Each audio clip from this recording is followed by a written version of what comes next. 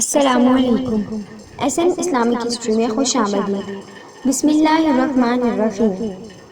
حضرت وابصہ رضی اللہ تعالی عنہ نبی اکرم صلی اللہ علیہ وسلم کے پاس 9 ہجری میں آئے اور رسول اللہ صلی اللہ علیہ وسلم سے کچھ علوم نبوت حاصل کر کے اپنی قوم کی جانب لوٹ گئے۔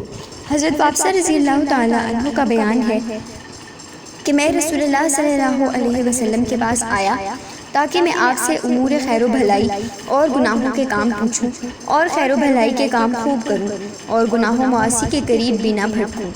نبی اکرم صلی اللہ علیہ وسلم کے پاس صحابہ کرام کی بھیڑ تھی، لیکن میں نے کسی چیز کی پرواہ کیے بغیر لوگوں کے کندھوں کو پھاندتا ہوا آگے بڑھتا چلا گیا۔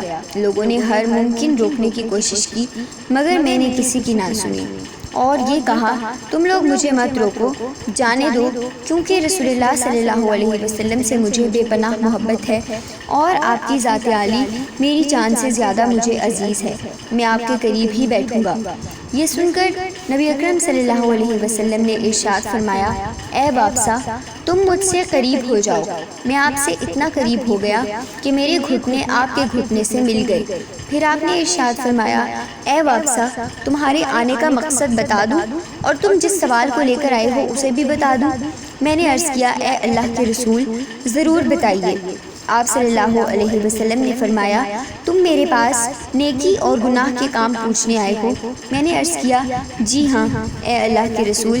حضرت وابصہ رضی اللہ تعالی عنہ کا بیان ہے کہ اتنا سن کر رسول اکرم صلی اللہ علیہ وسلم نے میرے سینے پر دست مبارک مارا اور فرمایا، اے وابصہ تو اپنے دل سے پوچھ، تو اپنے دل سے نیکی اور گناہ کے بارے میں سوال کر، جس کام سے تیرا دل مطمئن ہو اور کسی قسم کا تردد نہ ہو تو یہی نیکی کا کام ہے، اور جس کام سے تیرا دل مطمئن نہ ہو بلکہ دل میں تردد اور شبہ ہو یہی گناہ کا کام ہے، اگرچہ لوگ تمہیں اس کام کے جائز ہونے کا فتویٰ بھی دیں۔